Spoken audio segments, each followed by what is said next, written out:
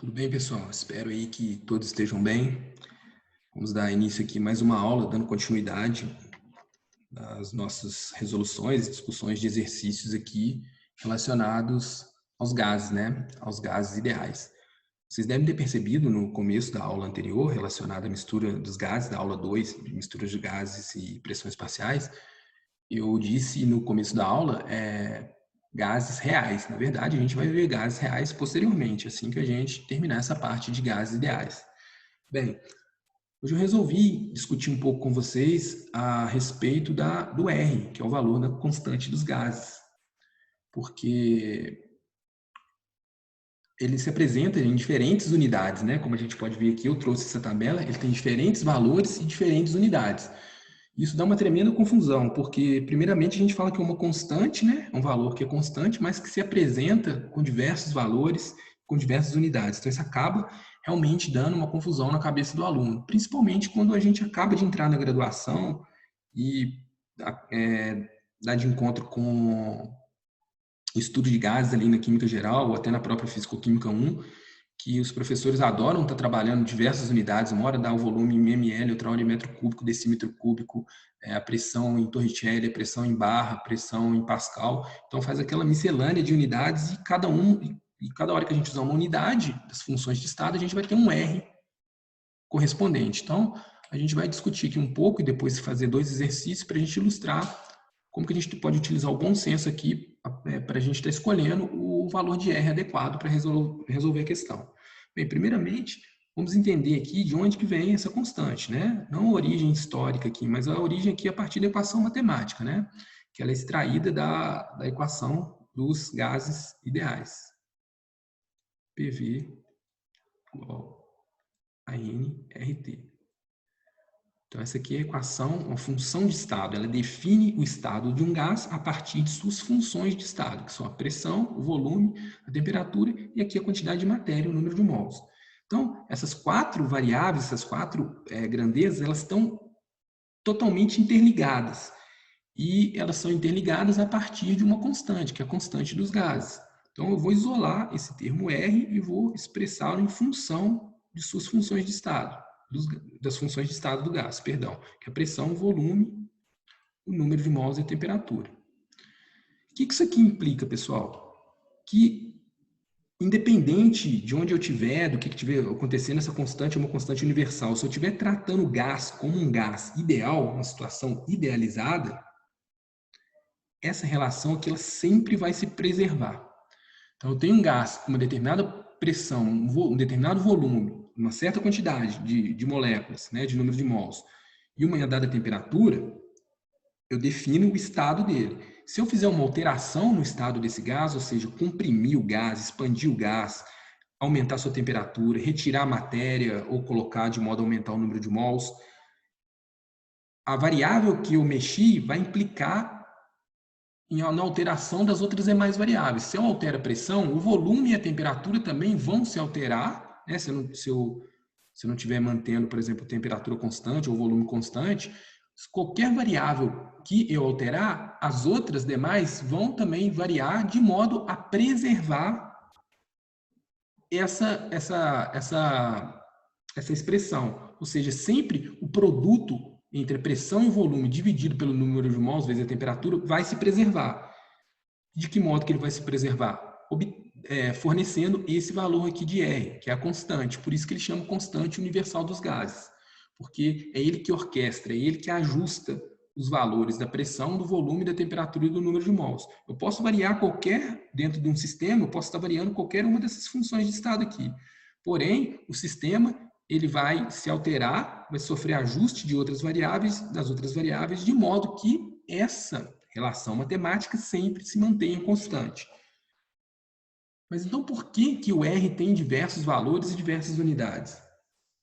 Simplesmente porque a pressão, o volume, a temperatura e o número de mols podem ser expressos em outras unidades. O número de mols e a temperatura, geralmente a gente vai utilizar o número de mols em mols mesmo, né? E a temperatura em Kelvin. Todos aqui a gente pode observar praticamente a temperatura está em Kelvin, né? E o número de mols vai ser sempre mol. Porém, a pressão e o volume, a gente pode estar utilizando diversos diversas unidades. Então, vamos dar um exemplo aqui. Se a gente tiver aqui a pressão com unidade de ATM e o volume com unidade de litros, o R ele vai ter a unidade de ATM, litro, Kelvin-mol. Então, que é esse aqui, ou então litro ATM, Kelvin-mol, né? A ordem aqui não vai afetar, porque é um produto. Então, se eu estou utilizando a pressão no exercício, ou no meu sistema, ali, analisando meu sistema, que a pressão que eu aferi, que eu medi ali em ATM, o volume em litros, a temperatura em Kelvin e o número de mols em mols mesmo, eu vou utilizar esse R. O R vai ser 0,082. Por outro lado, se eu utilizar, vamos pegar uma parte mais de baixo aqui da tabela. Se eu utilizar, vamos colocar a unidade aqui, ATM, litro por Kelvin. A ordem aqui, pessoal, não afeta. Se eu tiver litro na frente, ou ATM, ou mol na frente, Kelvin na frente, o que eu tenho que colocar é no numerador as unidades de pressão e volume, e no denominador as unidades de número de mols e temperatura. Então, vamos dar uma outra situação em que eu tenho o volume em litros e a pressão em milibar.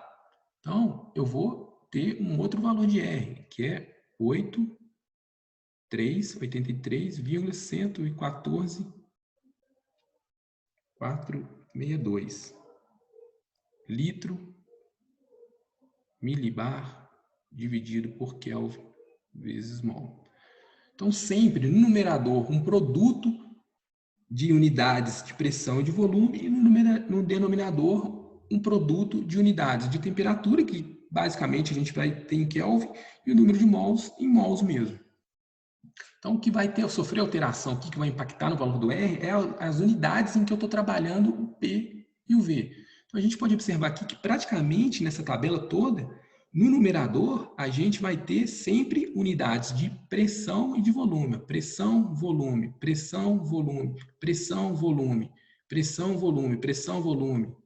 Milímetro de Hg, pressão, litros, volume. Torricelli, pressão, litros, litros, volume. Milibar, pressão, litros, volume. Excetuando essas duas linhas, que eu vou destacar essa aqui, que é mais usual.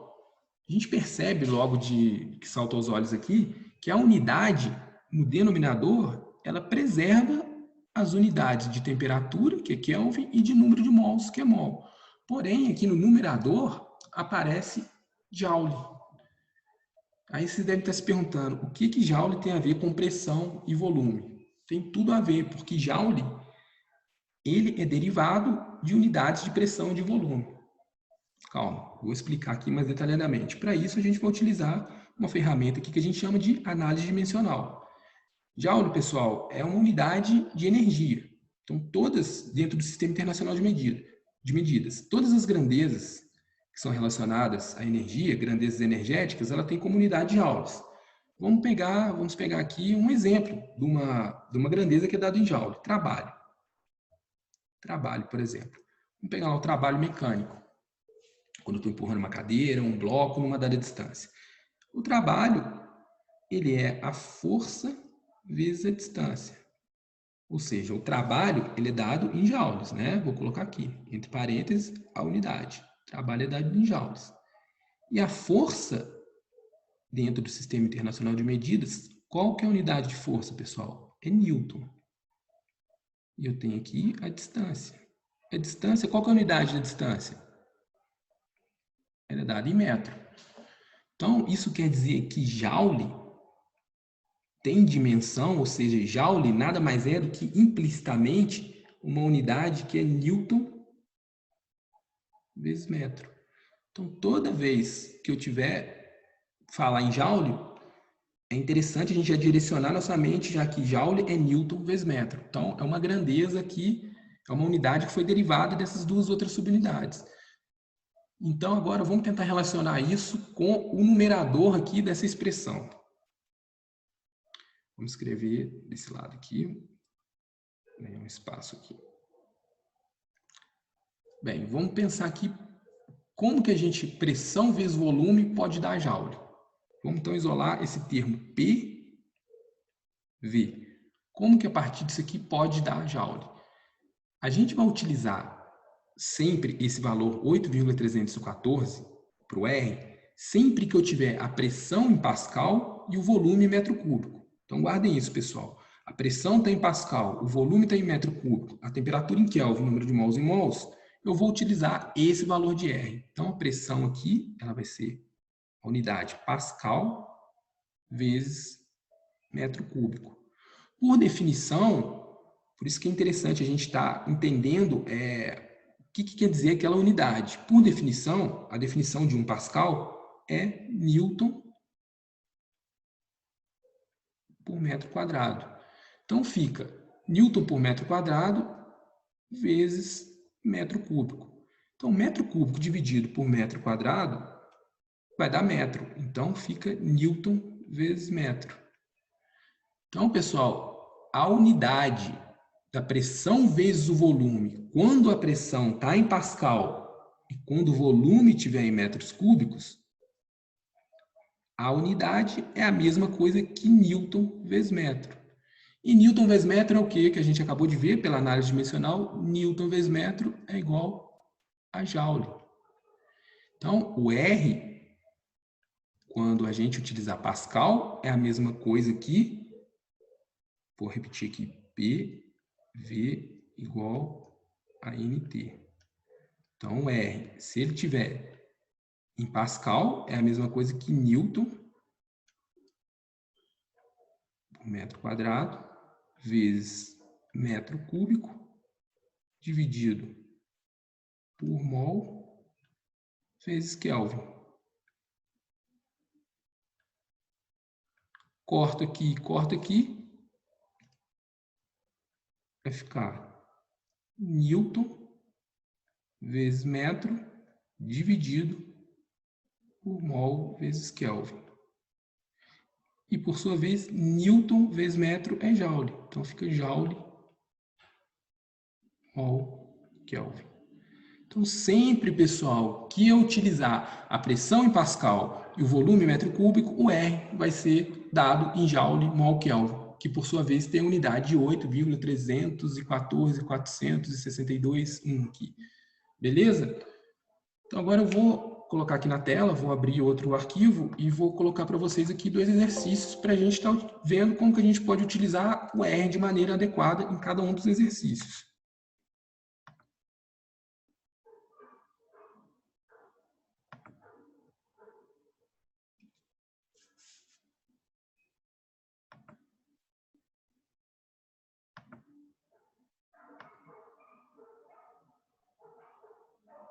Então, vamos discutir esse exercício aqui, exercício 5, que eu tirei de uma lista de exercícios aqui, de graduação, de Físico-Química 1. E o exercício diz que um cilindro de aço com volume 0,15 metros cúbicos, ou seja, o volume aqui já me deu metro cúbico, suporta uma pressão máxima igual de 3 vezes 10 a sétima Pascal. Então, unidade Pascal e volume metro cúbico. Supondo o comportamento ideal, calcule a massa de nitrogênio que pode ser colocada no cilindro na temperatura de 30 graus Celsius. Então, está pedindo a massa, né? Se está pedindo a massa, a gente acha o número de mols e depois acha a massa. Então, a gente aplica aqui PV igual a nRT. PV igual a nRT. Eu quero achar o número de mols, né? Para me achar a massa depois. Então, o número de mols é a pressão vezes o volume dividido por RT. O número de mols vai ser igual. A pressão, eu já tenho o valor dela, que é 3 vezes 10 a sétima Pascal. O volume é 0,15. E o R, pessoal, qual R eu vou usar? Bem, se a pressão é em Pascal e o volume é em metro cúbico, o R que eu vou usar ele aqui arredondado, é o 8,314 Joule Kelvin mol. Agora aqui basta multiplicar vezes a temperatura, só que a temperatura aqui está em graus Celsius.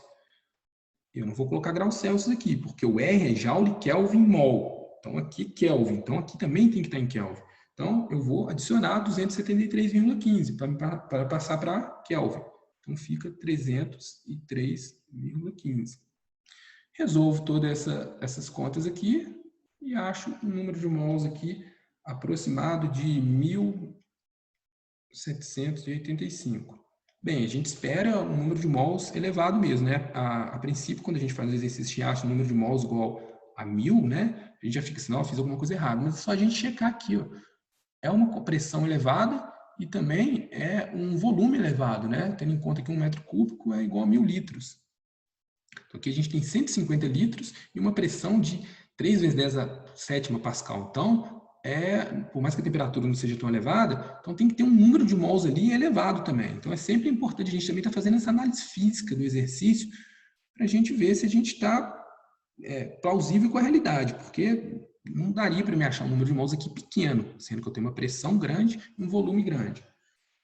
Então, aqui ela pede para calcular a massa. Eu sei que a massa que o número de mols é a massa sobre a massa molar. Basta multiplicar aqui vezes a massa molar do nitrogênio, né? Só para acabar de resolver o exercício. E acha que algo em torno de 49.992 gramas de nitrogênio. Beleza? Então, aqui, só para ilustrar o R que a gente teria que usar. Então, se o R está em metro cúbico e a pressão em pascal, o R é 8,314. Vou abrir outro documento e vou colocar um outro exercício aqui que a gente vai ver que a gente vai utilizar outro valor de R.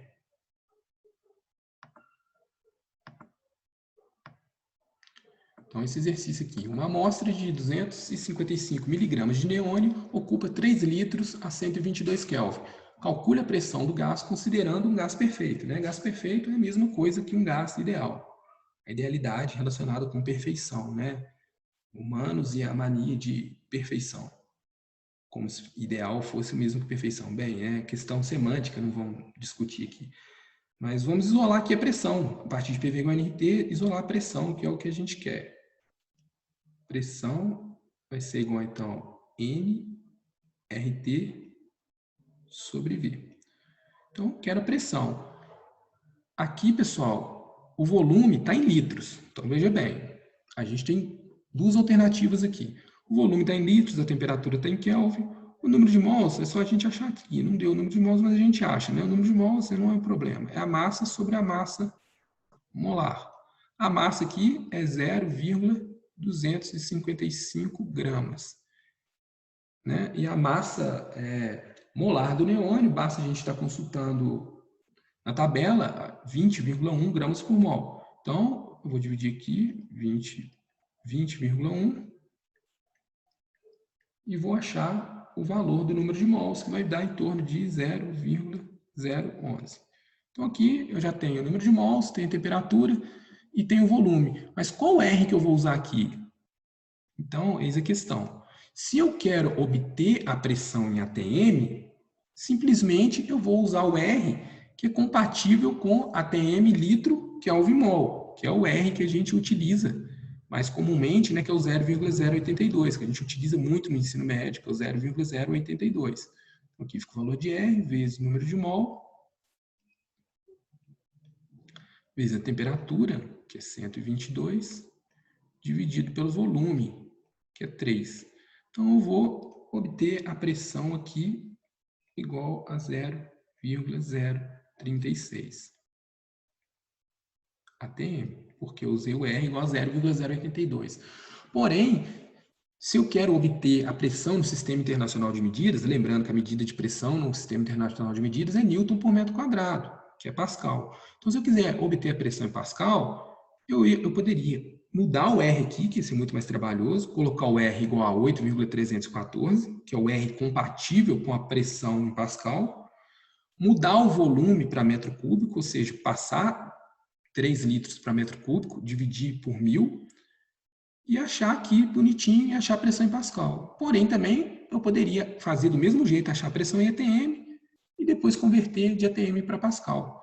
Se não me falha a memória aqui de cabeça, 1 Pascal vai ser 1 vezes 10 a quinta ATM. Então, bastaria multiplicar aqui por 1 vezes 10 a quinta, certo? Então, aqui, pessoal, é isso que eu tinha para falar com vocês. A questão é ter bom senso, olhar as unidades, olhar o que se pede E se você não tiver com uma tabela como aquela que eu coloquei no primeiro documento do R, você tenta guardar um valor de R e ajusta as unidades. Por exemplo, você guarda o valor de R, que é que está com as unidades no Sistema Internacional de Medidas, 8,314 Joule, que é o VMOL. De posse de você ter esse valor de R em mente, se o exercício não te der, ou se você não for uma prova que você pode consultar um material, você guarda esse valor e todas as unidades que o problema te fornece, você converte ela para as unidades adequadas, né, compatíveis com R. Então, se a pressão lá estiver em bar, você já passa a pressão para Pascal, porque o R que você guardou na cabeça é o R que é compatível com Pascal. Se o volume estiver em ml, você já passa ele para metro cúbico, porque o R que você tem em mente é o R compatível com metro cúbico, certo? Então, essa é uma maneira da gente estar utilizando adequadamente o R. Se você não for guardar o valor de R e tiver uma tabela de R, fica muito mais fácil. Você pega o exercício e vê se a pressão está em ATM, se a pressão está em Pascal, se a pressão está em bar, ou se a pressão está em bar e o volume está em decímetro cúbico, independente disso. Você vai lá, olha o que é o exercício, quais são as unidades do exercício e confere na sua tabela ali se tem um R compatível com aquela unidade. Então, essa também é uma outra forma.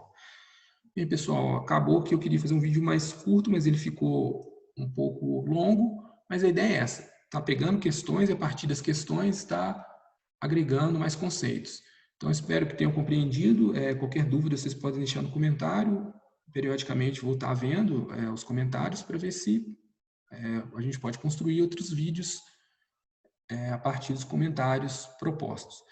Então, espero que tenham entendido aí esse conteúdo. Fiquem bem e até a próxima. Continuando aí no nosso canal de Ideias Químicas, Foco na Questão. Abraço.